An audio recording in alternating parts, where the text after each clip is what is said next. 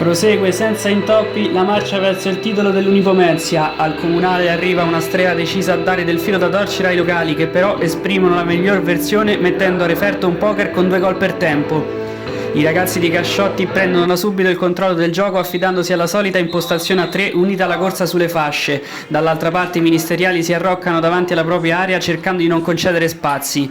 Al 16° però rischiano di capitolare. Il lancio con il contagiri di Corsetti taglia il campo servendo alla grande la corsa di Muzzi. Il 27 raggiunge il pallone volgendosi verso la porta, ingaggia l'1-1 contro l'avversario portandosi al tiro, ma Spilabotte si oppone contrastando la conclusione. Il pressing dell'Unipomezia è totale. Qui Tani perde palla malamente concedendo un'altra occasione ai locali che passano al centro da Delgado, tentativo di imbucata bloccata da Arena che però tocca di mano, è rigore.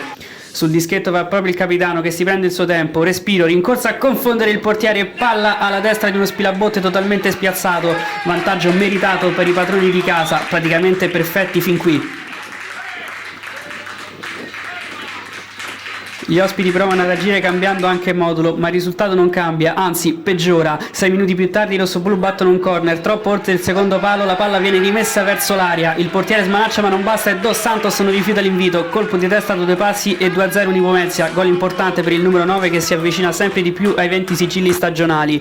Corsetti prova a unirsi alla festa con questo tiro improvviso, ma Spilabotte risponde presente.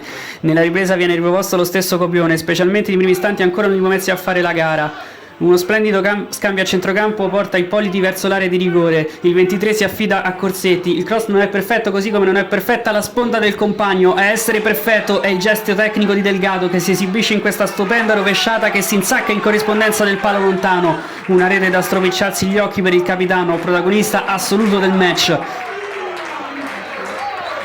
I locali non si accontentano e poco dopo sfiorano il gol con questo schema su punizione, ma gli ospiti in qualche modo si salvano. Poco dopo è Suffer a suonare la carica con questa discesa poderosa. Il 3 prende palla vicino alla propria area di rigore esibendosi in un cost to cost quasi totale, poi cede il passo a Dos Santos. Il 9 temporeggia, poi sceglie la traccia centrale per Muzzi, palla sistemata per Corsetti che si libera dell'avversario, poi incrocia, palla fuori. I ragazzi di Gentilini tentano una timida reazione, ma il tiro di Picciollo finisce sul fondo.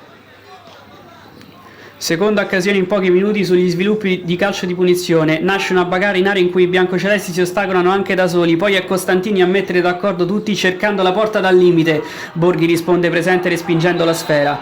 Nel finale è ancora l'Unipomezia a spingere con questo lancio sulla corsa per Binaco.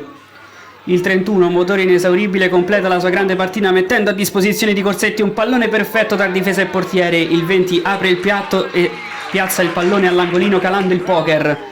Prova di forza importante dell'Unipomezia che punta dritto verso il titolo.